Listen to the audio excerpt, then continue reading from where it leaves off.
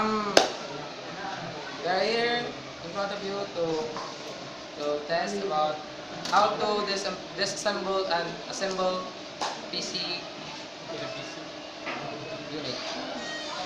So First, is yes first you need to prepare the tools that needs to be used. So the the screwdriver, the flathead screwdriver, any and screw or and you need to observe Discharge. SOP. SOP meaning standard operating procedure. You need to discharge yourself in order because to there's a possibility na it would distract you. Like for example, this band. So yes, boy discharge band. yourself and for you to be not electrocuted. Okay? So first, dapat muna may knowledge kaya kung paano mag-troubleshooting. So first we do is to disassemble. After done discharging yourself, so open the system case. Kung wala kayong mga screwdrivers, you can use the PC unit and just touch the PC unit for 3 minutes or less in order to avoid electric gun. So first, Open. and as you can see, there's a lot of wires and PATA. This is the SATA PATA cables. Remove all the cables that is connected to the motherboard in order for you to get the different parts.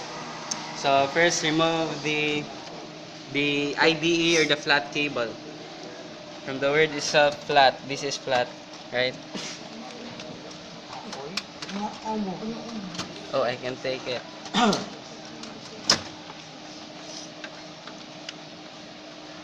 Make sure you have enough force to remove it.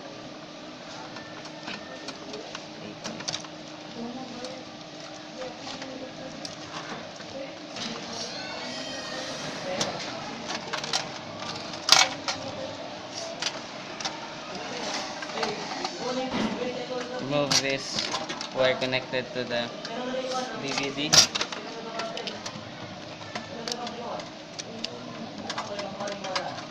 Right, already removed. So it is removed now. So second is Remove Remove the wires that connected connects to the to power HDD. supply. This Power HDD. supply to HDD. Yep. The Floppy. floppy and the ATX 24 pin connector. ATX power connector.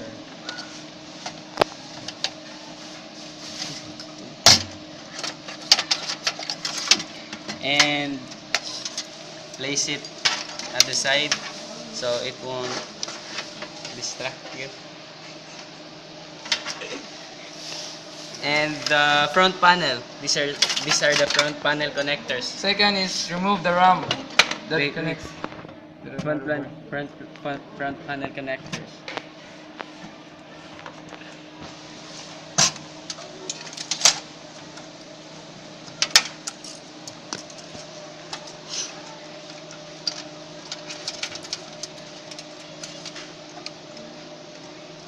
And then Remove the heatsink. remove the heatsink. So this is the heatsink, CPU fan and the heatsink.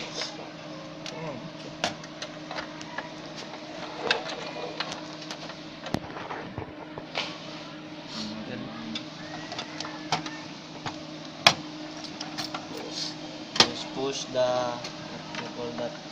And then the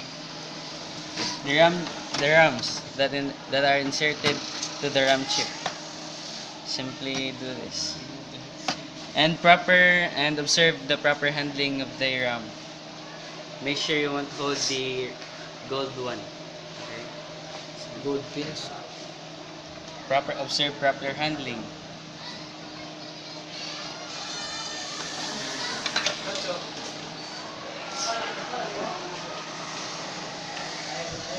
Next is the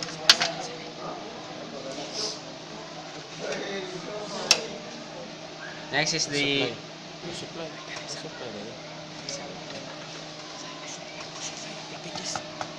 remove the power supply. You need to loosen the screws. Wala. Oh, there's no screws inserted. You can simply take it. Ay, pagdun ito. And then the Second is HDD drive and the hard disk drive. Remove the simply loosen the screws that holds um in order to loosen, you have some force to do. You use Phillips screw. See? So this is the HDD or the hard disk drive. Second is the floppy disk drive. Exert first to. Yes, that's right. Yeah.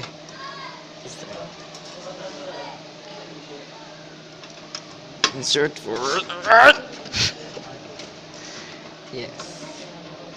That's it. And what's wrong? It doesn't loose. Oh, come on. Just I don't know where to come from. I don't know where it's loose. Come on. glue on it. So the screw is harus. So we have a So problem you- right now. So This is our nut hole. This is the other group hole.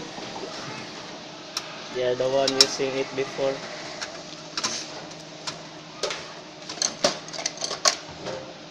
And just use what do you call that? Oh, yeah. So this is the- So, You need to separate the screws from different components. This is the floppy disk screws and the hard disk drive screw. And So- next is the DVD. DVD. You need to remove first the screw. Loosen the screws. Yeah. and by removing the Then DVD, Removing the DVD. you just push it. You have to push. Yeah, that's right. Come on. The second and the last thing we do Is to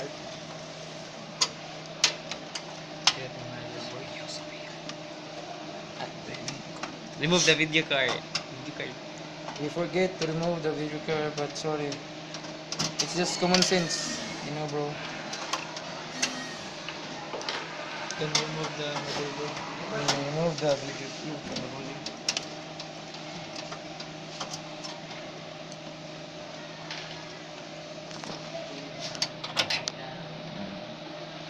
Then the CMOS battery, you just have to flip it and kick flip it. Okay. the CPU.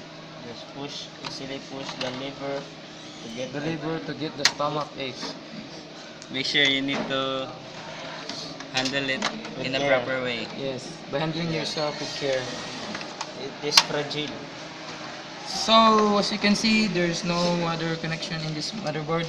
Yeah. So you just have to loosen all the screws that connect to this CPU system unit. You just have to act force. Yes. Kanan mo kusog kay para tang largo ba. Siya. Pero di na mo palabig duot kay basin maigwa mga importanteng mga parts na mo. Kay sensitive kini Like motherboard. private parts. Like private parts sa malawas dapat di na may lapitan kay na listo na tani. May lapitan ni what sensitive gina ng private parts sa malawas. Suko sa mama. Sukus mama ni motherboard. Mama boy. So Is there anything else? so this is the last screw. Take away that. Coba dia kay nagkaban ni karon. Okay. Wait. There's a lot of more screws. What's wrong with the CPU? The motherboard? Wait, what that ID?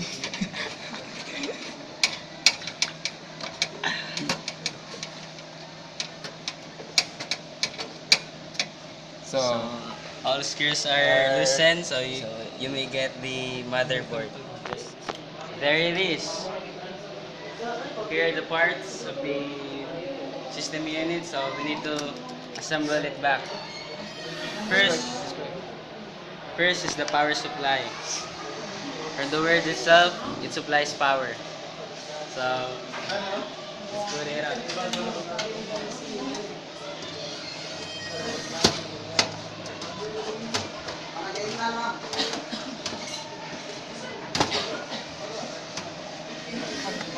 Screws.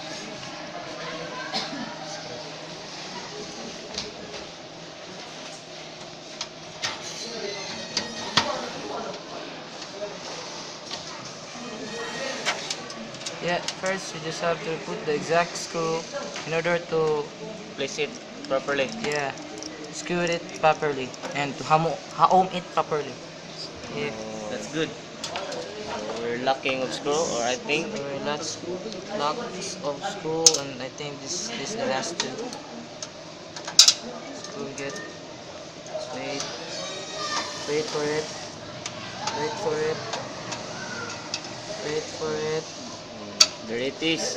Para magbutang og screw, dapat di ka kurog og kamot kay pug ni dira dapat yung pugong ito. Dapat siya may doon, siya may mapagong. Oh. So, Next is the DVD. it's the DVD drive. Another putting Putting the DVD, this putting the disk drive. you just easily put it in the front of the CPU. So, like this. Screw you should use. Later we will edit this. Good. Ano mo yun? Kita na? What's up, Chris? Okay ra mo, Chris? Kaya ra. To tighten the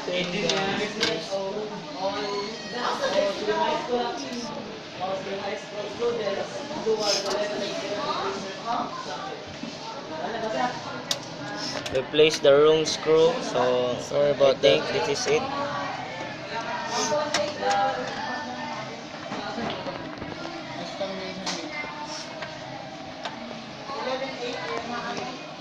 So So Tighten this is now. now tight. So this third is the floppy disk. the floppy disk, just easily insert it in the back. Oops.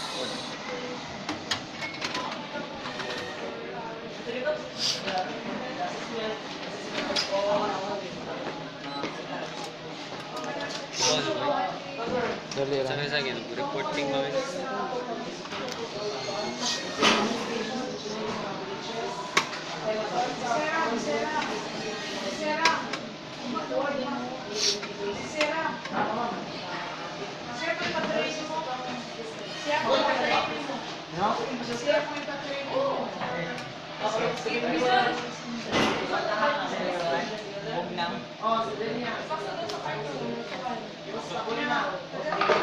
We place the wrong screw again.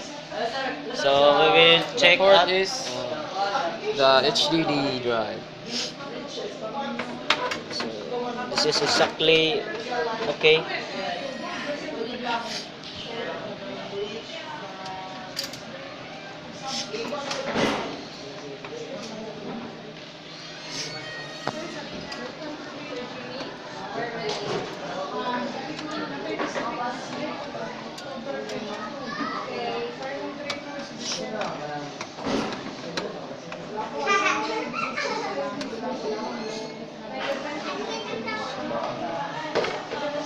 So the last is So the motherboard. the motherboard.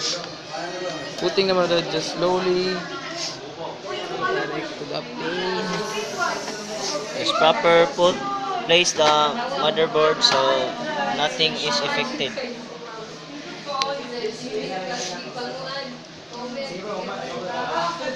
Screw the motherboard in order to place it properly.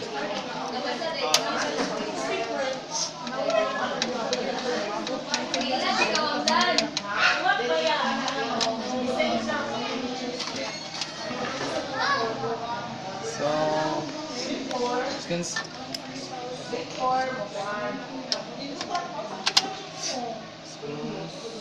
we're putting screws right now. So as you can see, Pause, pause. Pause na. Pause mo. So as you can see, the screws are connected right now. So we put the CPU. Yes. Atong ibutang ang CPU ug kani siya nga tumoy dapat ikuan ni diri. Dapat ang level ikuan daan, then butang nya duot para so finish. So na the the next next is the CMOS CMOS battery. Let's push. Okay, that's right. The So next is the heatsink. heatsink or the CPU fan. So By just putting it, just flip it on the right side and left side, the other side, north side and west side, like that. As you can see, that you do not see, bakas see.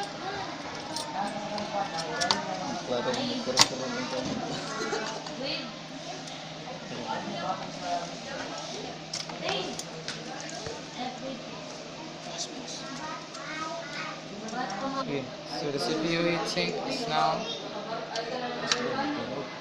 So nataod na nato ang heatsink. Kauman ang RAM. So RAM is consists of list of addresses and consists of lots of datas. So you just have to slow it, slowly put it down, put it properly. like you're having a slowly put it, slide it. So you have to push, push. So Then it it become ito bato.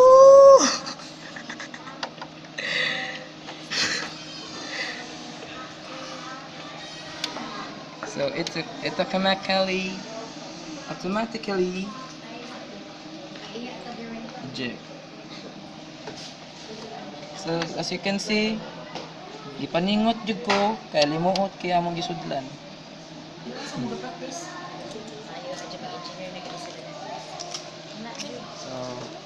so the next is the, what do you call that, is video card. Yes, the digital. So there.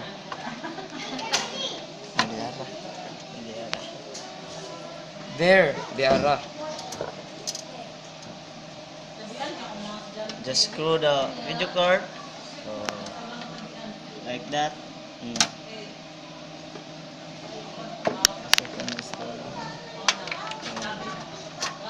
That is the, what is the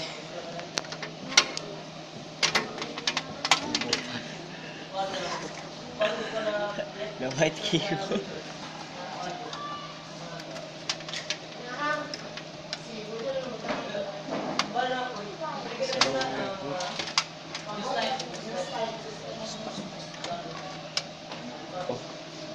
So guys, we are finished right now to disassembling or assemble. So this is the last of this of assembling. So we put all the cords, mga cables, mga SATA, mga pata, the heatsink, the CMOS, the and all. So I just wanna thank you so all our kan. So maybe God bless and take care always, guys.